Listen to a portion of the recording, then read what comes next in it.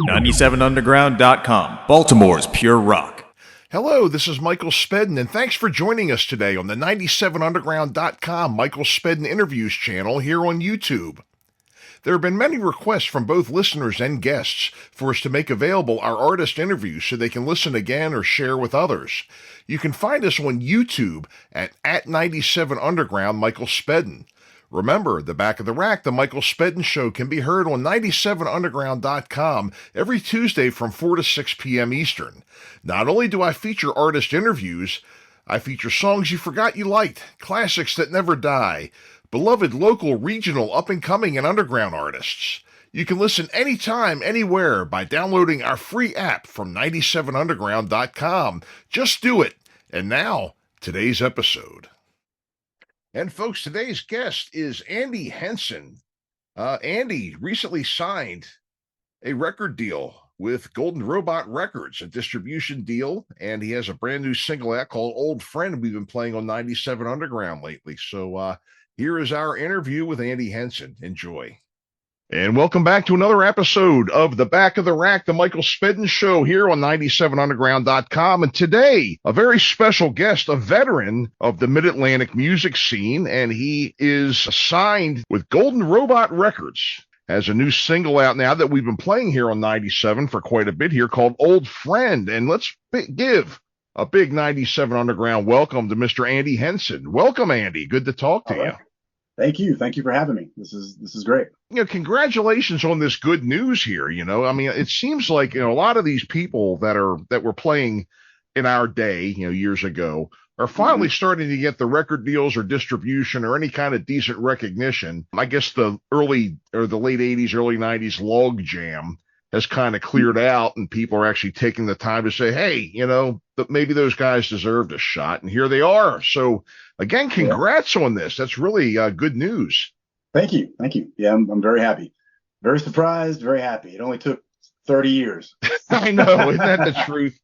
Isn't that the truth? Well, I guess we all have our Rudy moments, if you know what that means, if you remember that movie. We all finally get to lead the Fighting Irish onto the field in our own time, I guess, is what happens. So that's great. You've been performing around here. I know that we're kind of in the same ballpark. We both started back in 19 Boobity Bum, and it's so we, long history of performing and writing songs and everything here. So what came to you and made you decide you wanted to get into this insane business of music? Well, when I was a kid, I loved, like everybody, I loved my heroes when I was a kid were Kiss, Prince, Rick Springfield, and Van Halen. Okay. So I liked all four of those. I used to walk around pretending I was Ace Frehley, and Eddie, of course. But my mom had an acoustic guitar sitting around, and I would mess with it a little bit.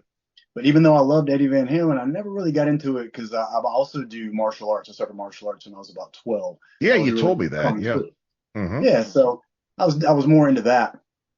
And then when I saw the video for In My Dreams by Dokken. Yes. And George Lynch was doing the tapping part of the solo.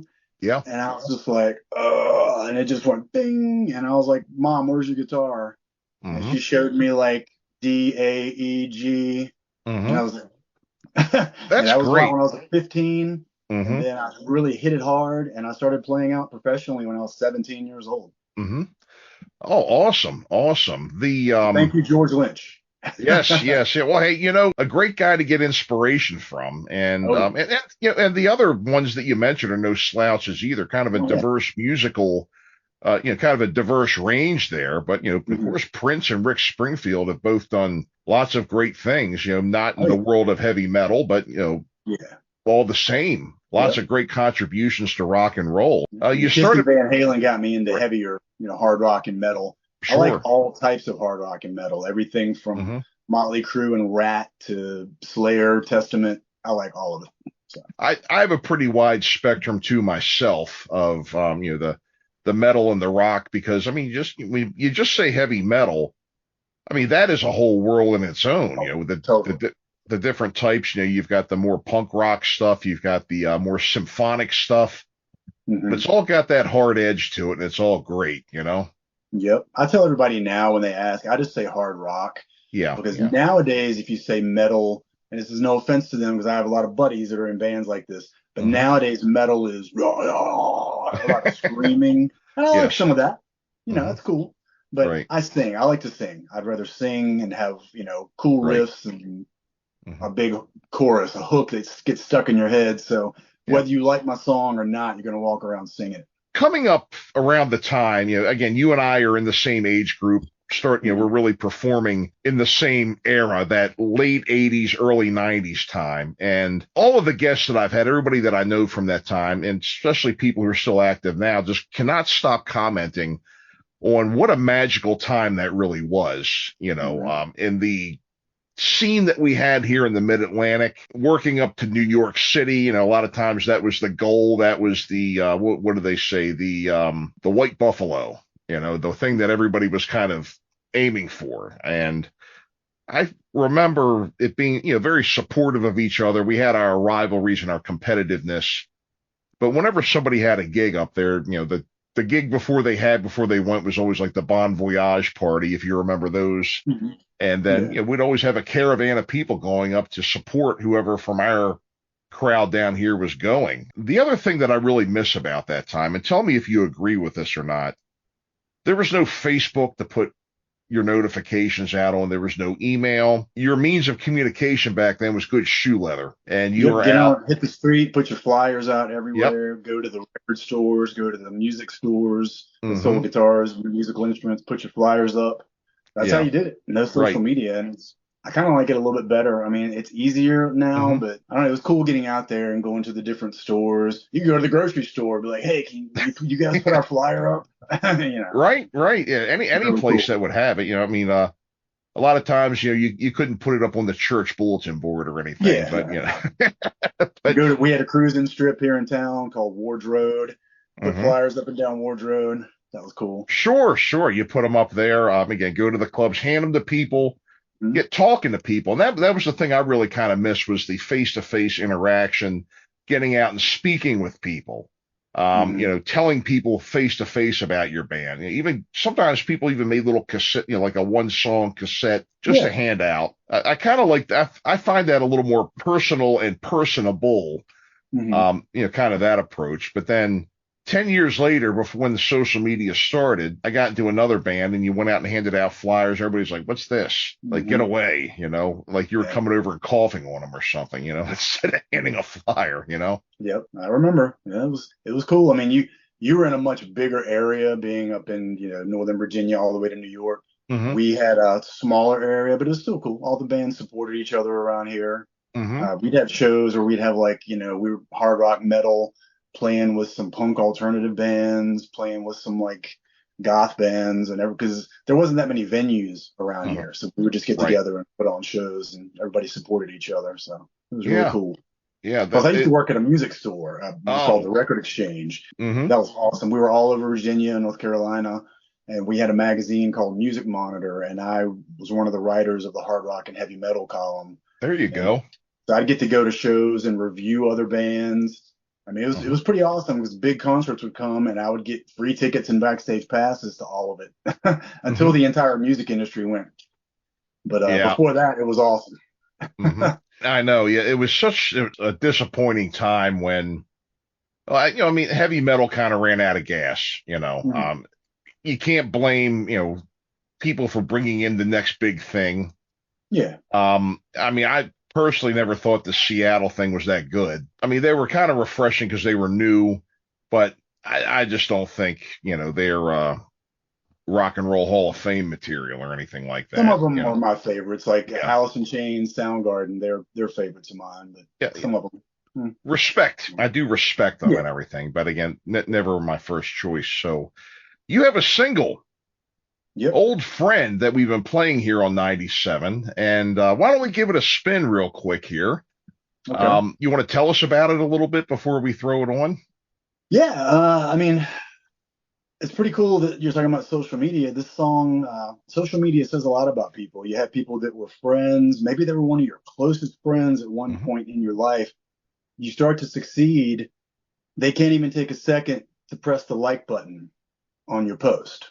I know. Just mainly the song is about, life, how people who were once close to you, they Hmm. fade away because of unresolved disagreements, arguments, or just life in general. And you're like, what happened? We used to talk all the time. We used to hang out, and you don't even hear from them anymore.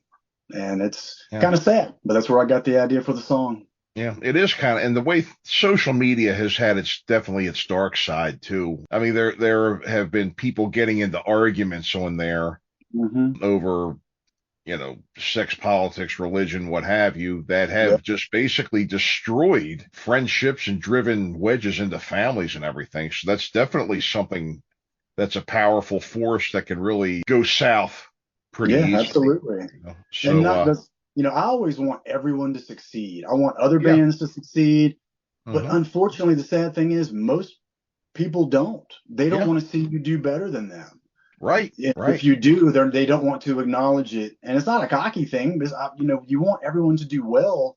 And when they don't, it's just it's just sad. Again, especially with people who were close to you at one point in life. It might sound stupid, but if they can't take a second to write congratulations or just press that like button, that says a lot.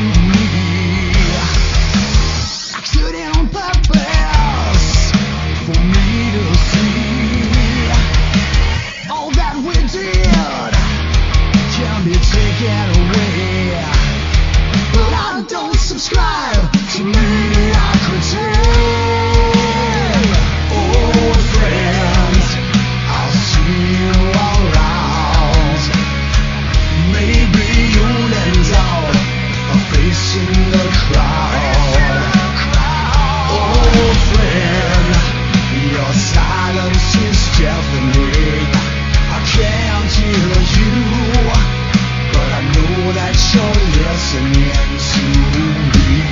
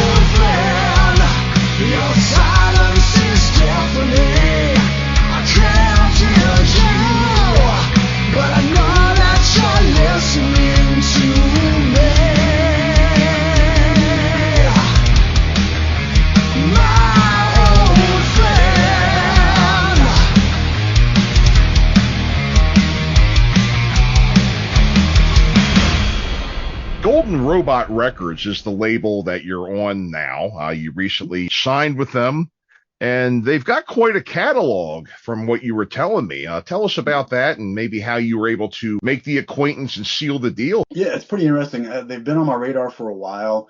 Mm-hmm. For my last band, Last Night's Villain, I've been trying to get us to get in the studio and record and release some songs, but for different reasons, nothing ever happened. So after we broke up in the end of August, I just took all the songs I had, started recording them got to give two guys major props. Mr. Dean Michaels from the band Novarium from up in Northern Virginia, DC, Maryland area, and Jonathan May from A Day in Pompeii. They helped me do the recording. Jonathan played the bass and drums, and Dean did the mixing, mastering, added some backup vocals. We had the song done, had my buddy Steven Smith do a lyric video, and then I actually released it myself through DistroKid.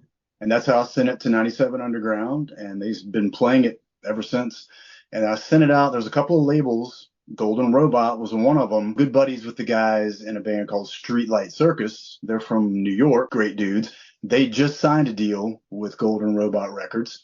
Oh, good for them. Like, all right, yeah, they're awesome guys. They've been at it a long time. So I sent it to Golden Robot Records, and within a day, they responded. And honestly, I thought it was a joke because I've been doing this for so long. And LNV got a lot of record deals, but it was the kind of deals nowadays like, we want to sign you. It's going to cost you $3,000. And I'm like, shouldn't be that way. We shouldn't have to pay $3,000 for a record deal. That doesn't make any sense. But that's a lot of that goes on. Mm-hmm. But they sent me an email saying, this song is great song, great production. Your lyric video is intriguing. Would you be interested in a worldwide digital distribution, marketing, and promotion? And I was just like, is this for real? So I checked in, contacted him. I was like, yes, send me the info. And all this took 2 or 3 days, and it's an excellent deal. And like, I've accomplished more in the last 4 months than I have in the last 3 years being in my former band. I haven't had a photo shoot. I haven't done anything. Every picture that I sent the record labels from the past couple of years from Last Night's Villain shows. So, because it's all just like bam, bam, bam, just happening. And they're going to, like I said, I already released Old Friend myself. I'm going to have to take it off because they are going to re-release it. I believe we're shooting for May 3rd. They're going to have a pre-save. They're going to push out to everybody on all their social medias.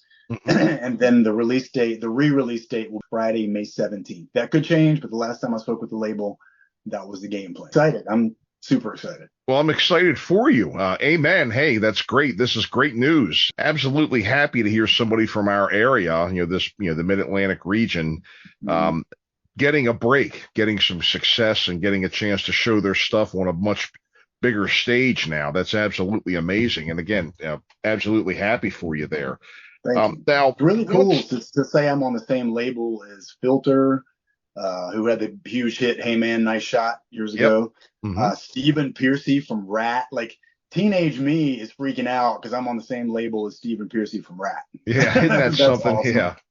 Yeah. Faster Pussycat is on Golden Robot Records, and Last Night's Villain, we actually opened for Faster Pussycat a couple of years ago here in Lynchburg. Oh, that's I see that here. You sent me a bio.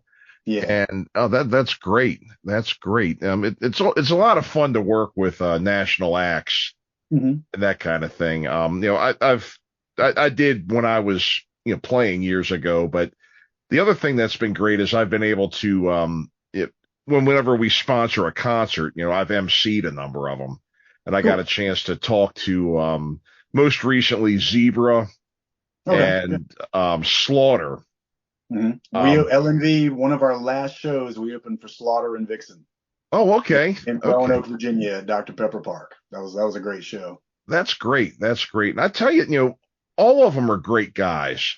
Both Slaughter and Zebra, they were just absolutely delightful. Absolutely delightful. Very gracious. None of that rock star behavior of years ago. Yeah, I think all that stuff's pretty much gone. We encountered a few people who acted like that, but for the most part, when we played with nationals, everybody was really cool. Yeah. Well, the thing is, I think a lot of people that are still alive today have decided, whoa, I'm too old for that stuff. And because a lot of the ones that didn't make it this far were the ones. Well, plus now you were talking about social media earlier. With social media, somebody's a jerk. Somebody's going to film you and put it out there for everybody. And it's going to be like, hey, this guy was a jerk. Oh yeah. Oh yeah. I mean, that's the truth too. I mean, a lot of that started years ago with, with what happened with Rodney King, and then, that incident. And then there were other times when people just started, again, people were walking around with these handheld camcorders. It was a little looking for trouble, but now people just have their phones and click, there it goes. And you're a celebrity. Maybe not the kind you wanted to be, but exactly. Infamous. Right. I know. And it only takes so much of that to completely, it's like putting toothpaste back in the tube, Yep. Just doesn't work very well, and it's very messy. But again, I'm really glad to hear. Now, is this record label, and you got distribution? How about promotion? Are you going to be out touring? I mean, are you going to assemble a band to take out and tour, or are you just are you going to do it differently? Well, Golden Robot is taking care of digital distribution. They release the song on all streaming services. Okay. They send it to radio, different, online. I mean, there are a few magazines, but unfortunately, most people don't read magazines. There's the online zines. Yeah. Golden Robot's going to handle all the marketing and promotions. Help me right now. I'm looking for management. They're going to help me with that. I've already got my band assembled. It's going to be Dean Michaels, mixed and mastered. He's going to be on guitar with me. I'm going to be singing, playing guitar. Dean will be playing guitar. Jonathan May from A Day in Pompeii is going to be playing drums. And my buddy Lincoln York, who has a band called Hyperflesh, he will be the bass player. We're all a little bit older. We can't, when we have families and everything, and I have a martial arts program, martial arts academy.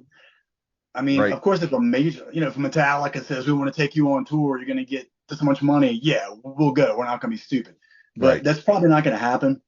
Oh, yeah. So we can't really go on tour losing money, because a lot of it, you'd be surprised what happens on tour.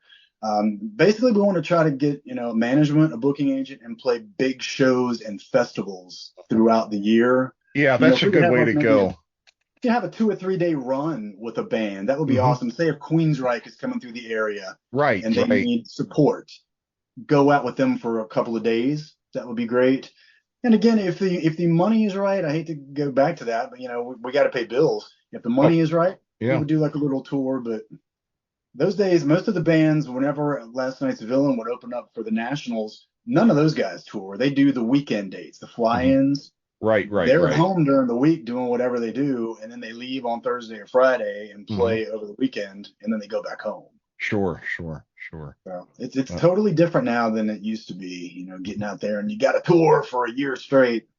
That's not going to happen. Right. Well, I tell you what, let's spin another song of yours here. There was one that I was listening to today that I really enjoyed. It was called "The Poison."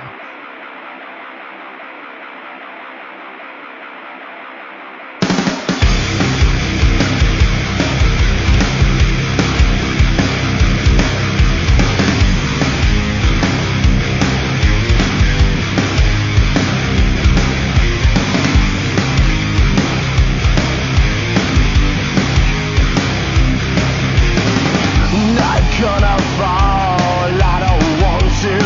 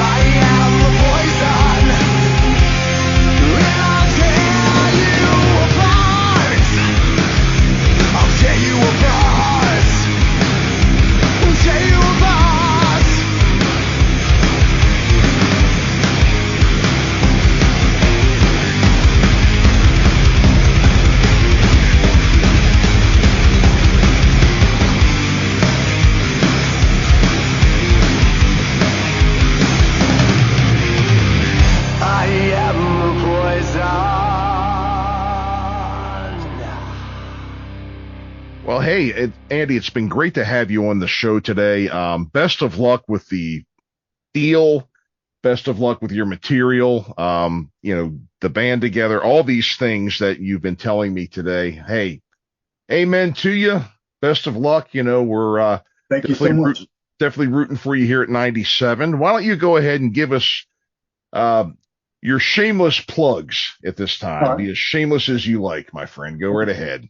Well, first, you've already said it. I want to thank 97 Underground, because 97 Underground was the first band to ever play my old band Last Night's Villain.